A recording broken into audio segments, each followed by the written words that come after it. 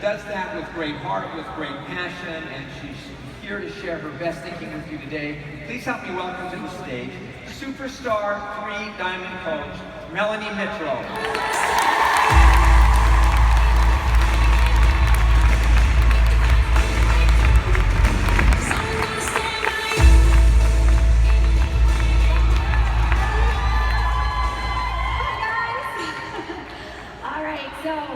I got this topic, and it's called Be Extraordinary.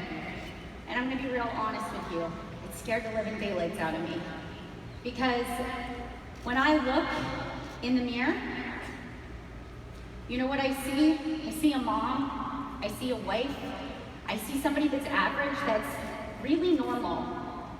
And if you were to put me in a lineup against other people and say, pick out the top coach of Team Beachbody, I don't feel like I would jump out at the page. And when people ask me what I did to be successful and what I'm doing, I always just respond, well, I just did what I had to do. I just did what I had to do to be successful. But I really understand that that's not a good enough answer. You want to know, right? You want to know the keys to my success. And so this required a lot of prayer, a lot of self-reflection, a lot of personal development for me to really take a step back and say, okay, what in my life has shaped me to be the person that I am today? And I'm going to share those principles with you in hopes that something will stick out and help you to elevate and raise your business to an extraordinary level. So first and foremost, I want to start with this. I searched and searched for the proper definition of success that really felt good to me, and this is what I found. You know, not everybody wants to stand on stage. Not everybody wants to be a top coach. Not everybody wants to present. But, you know, understand that your definition of success means to pursue a greater quality of life on your own terms. Not on terms that I've said or that Beachbody has said, but what makes you feel alive? When your feet hit the ground in the morning, what makes you feel fulfilled? And so I started to think back, you know, to my life and what my parents have instilled in me. And so you can see my mom and dad up here, and they have been the most hardworking, dedicated people, and they've taught me to be the same way. And I'm so blessed to have them in my life, and they're in the audience here somewhere today listening. And my mom was taking classes at community college, and we would drive to school, my brother and I, and we would pass this neighborhood. And there were these beautiful houses, and I used to say to my mom, Mom, I want to be a princess, I want to live in a big house. And she said, Melanie, you can be anything that you want to be. I believe that there is greatness inside of you. She said, but you're going to have to work hard.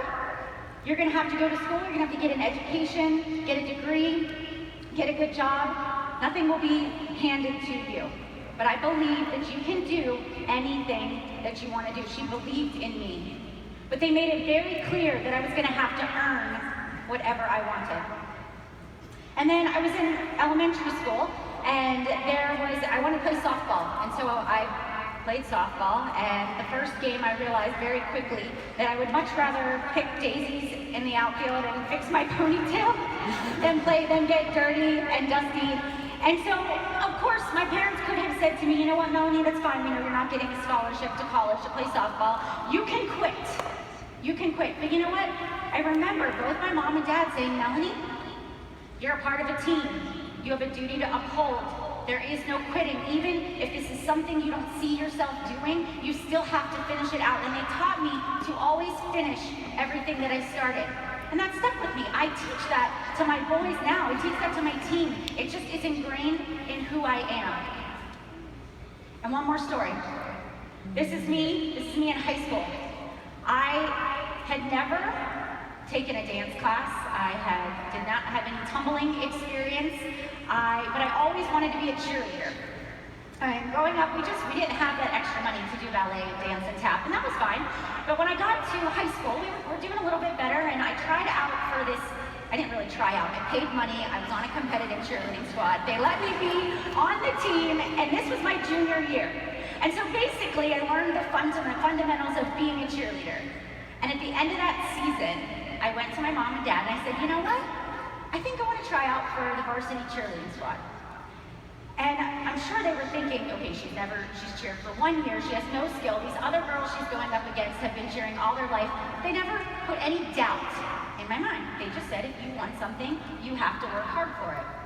And so I showed up the first day of tryouts with my notebook, my cassette tape, and I dubbed the music, and I wrote down every cheer, every chant, and I remember watching what everybody else did. I just took notes at the way they held themselves, their posture. I observed and I practiced. And then I went home from school, I locked myself in my room, and I stood in front of the mirror, and I practiced. I practiced my facial expressions, I practiced my high V's, my low V's. I did toe touches over and over again until I just fell into bed that night.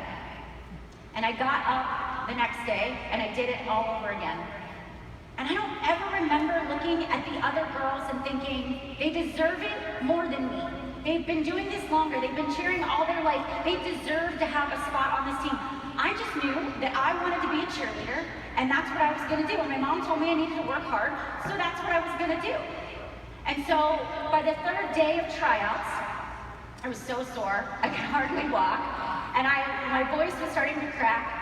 And the rest of the girls had done the routine a few times, and they were done. They went out with their friends that night. And I went back home, and I practiced over and over and over again. And in this image, you can see Diana Nyad, and she spoke 2 years ago at Summit. And she talked about, she was a swimmer. She swam from Cuba to Florida. And she talks about how she couldn't have done it a fingernail more. And when she said that took me back. That is exactly what I did in that moment in high school, that defining moment where I said to myself, I can't do it a fingernail more, I am ready. And so I showed up on Saturday for tryouts. I went in there, I was confident, I was ready to go. All the other girls, right, they were out the night before, they thought they had a shoe in. And I gave it all I had, and I sat in the audience, I waited for them to call out the list of who made it. And what they do is you have a number, and your numbers get posted. And I ran up to find my number, and I scanned the list. And I'm looking for the line, because everybody below the line is cut. And I was the last person on the list. And I had made it. I had outworked the competition. I had no skill other than what I had taught myself in 12 months in those last 3 days of tryouts. And those other girls, some of those other girls probably stood there and thought, I deserve this. I've been a cheerleader. I've been on the varsity for 3 years. This is a shoe-in. And I bet you they didn't try as hard as they could. And I outworked them because I wanted it more than they did.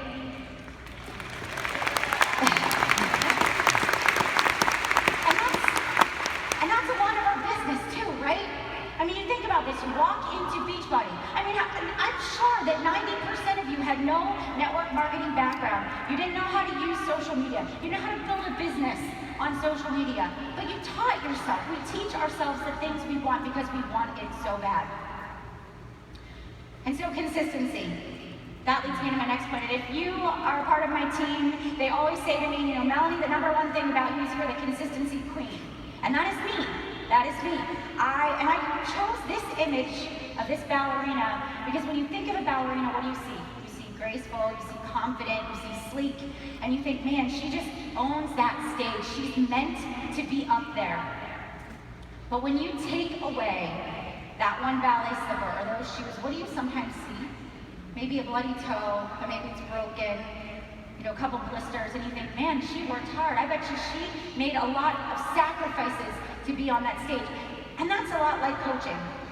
You know, you see the highlight reel of social media. You see how glamorous it must look and how effortless it looks like the climb to reach success might be. But when you peel back the layers of this business, you realize that there was a lot of hard work, a lot of consistency, a lot of objections, a lot of failures to get where I am today. And I've done a lot of unsexy things to build this business. But it's because I was willing to do the things that other people were not willing to do that got me to where I am. And for me, it doesn't look the same for everybody. For me, it was 5 a.m. when that alarm would go off and my feet would hit the ground. I was up, I was awake, and I had work to do. And I would work as fast as I could before my boys got up because I was a stay-at-home mom. Matt worked long hours. I was everything. I was caretaker, you know, did the laundry, did the dishes. I had to be on. And so those were the only times of the day that I could work. So 5 a.m. and then in the afternoon, I made sure to be home so the boys could take a nap so that I could work my business.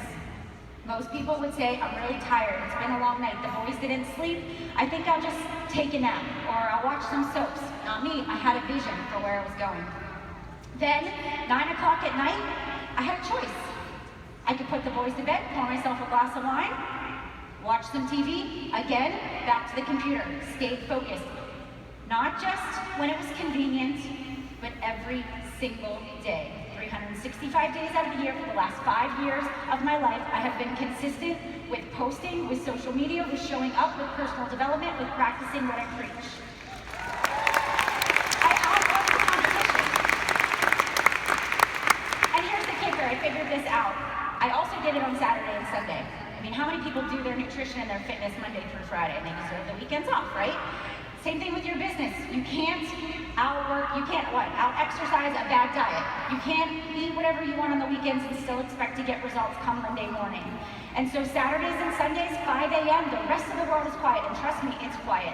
Because I was probably the only one of the few that was on social media. But I was scheduling posts.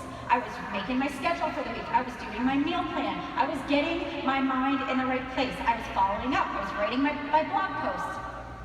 And those extra 2 to 3 hours on Saturdays and Sundays that I put in, that I didn't have to, amounted to, just in 1 year, 1,344 extra hours I invested into my business than the competition. I was willing to do the hard work. But I didn't just do it without a purpose. I had a purpose, and this is my dream board. This is a piece of poster board that Matt and I refused to move, actually almost got thrown away in our last move. And Matt was like, I saved it, Melanie. And we made this in my kitchen with my coach and her coach. We sat with poster board and markers and magazines, and we talked about if we could accomplish anything in life, what would we want to do? And I put on there that I wanted to pay off my student loans. Because at the rate Matt and I were going, I'd make my last student loan payment when we sent Landon off to college. And I wanted to take my family on a Success Club trip to Disney that year. That was the trip. And I knew that we couldn't afford to take a trip like that, but if I could earn it, maybe it would prove to Matt that this business was legit, because he wasn't a big believer. And also I knew it would feel really good to do something like that. And then also put on there, I wanted to help 50 people transform their lives. I wanted to be a 2-star diamond. I wanted to go to leadership. I wanted to be an elite coach. I was 6 months into my business. I was an emerald coach when I made this. And I can remember hanging it on my wall in the basement and every day looking at that vision board of what I wanted to accomplish. And everything did not always go as planned. There was one particular moment and a goal that I missed. I wanted to go to leadership. You had to be a 2-star diamond. And I missed the qualification by 2 weeks. And I can remember thinking to myself, I worked so hard. I deserve this. I have given every ounce of effort. My team, we worked hard. We couldn't have done it any better. And I thought to myself, you know what, Melanie, it's not your time. This is exactly where you're supposed to be. And how many times do we miss a goal and we let it defeat us? We let it set us back 3, 6 months. We let our foot off the gas. And we can't do that. I just put my head down and I said, you know what, Melanie? Don't change the goal. Stay focused. Stay sharply pointed in the direction that you want to go. Everything will work out. And you know what it did? Within 3 to 6 months, I accomplished every single thing on that goal board. Because I didn't give up.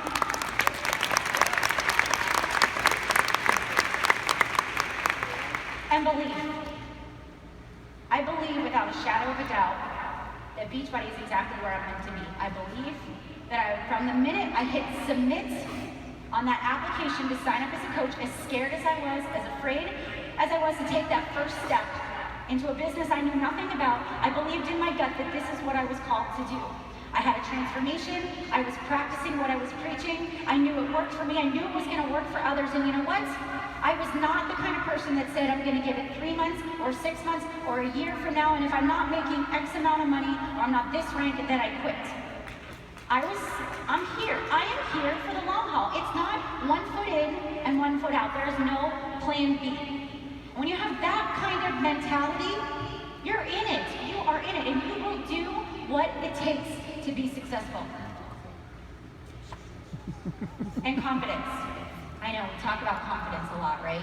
I mean, and confidence is hard. Confidence takes constant work, constant personal development. I'm shy. I'm introverted. Sometimes I prefer just to be by myself. I'm not always confident. Sometimes I have to give myself a little pep talk before I go out. But I'm human, right? That's what we do. But you know what? I'm just like you, and I want you to remember that. Why not you? You know, maybe you didn't have a perfect childhood. Maybe everything in life didn't go as planned for you. But don't let that be a crutch. Don't let that be a reason for you not to try hard, not to keep going.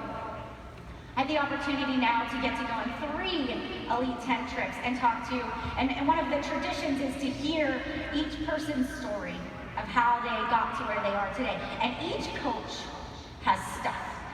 And some of it is messy stuff. And a lot of that stuff could have been a reason, and a very valid reason, for them not to be successful. But they said, you know what?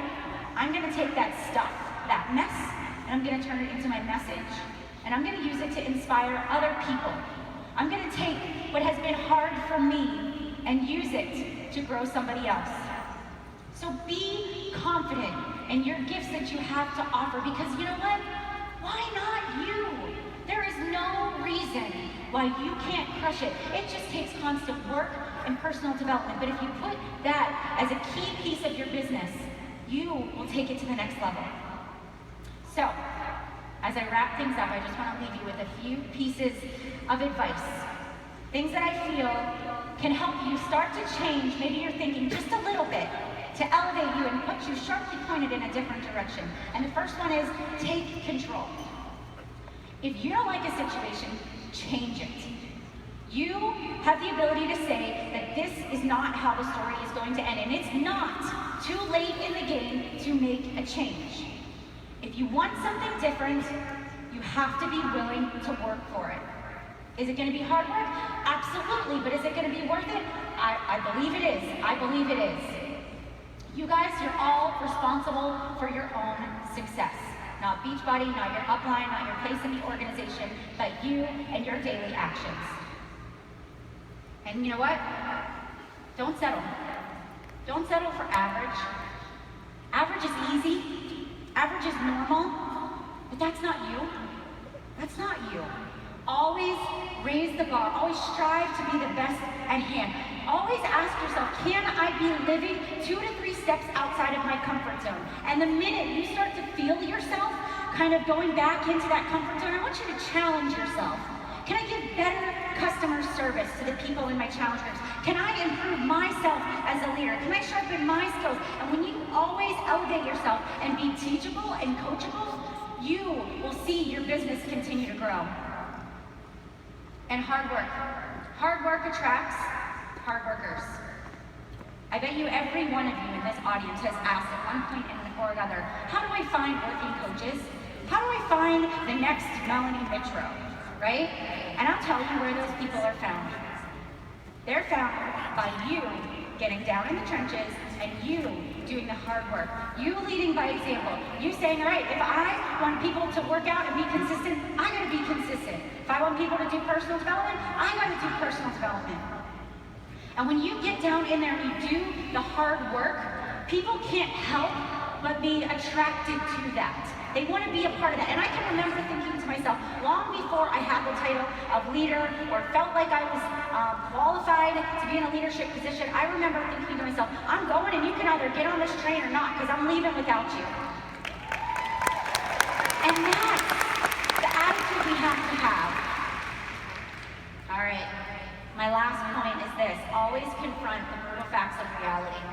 Got to be willing to change. And you've heard a lot of this over the past day and a half now, right? I mean, we have a choice. I mean, we can put our head in the sand and we can say, I don't want to pay attention to the fact that Facebook is changing, or that Snapchat is now here, or that, you know, we used to do shake and shares and fit clubs and face-to-face, and now a lot of our business has become social media, and we can ignore that.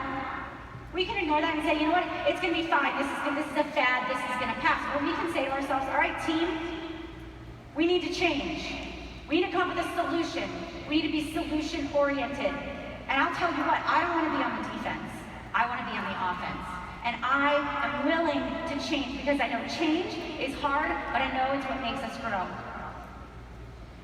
So here's the bottom line, guys. We have a choice.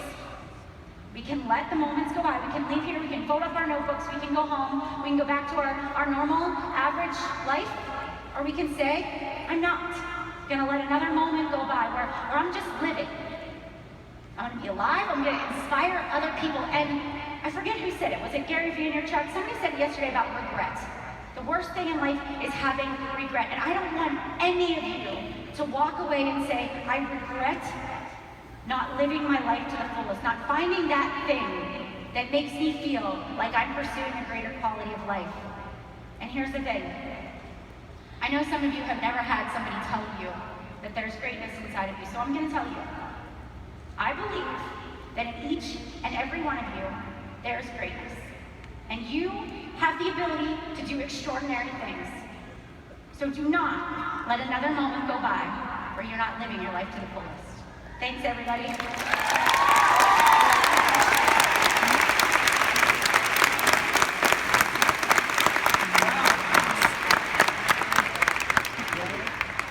She was 5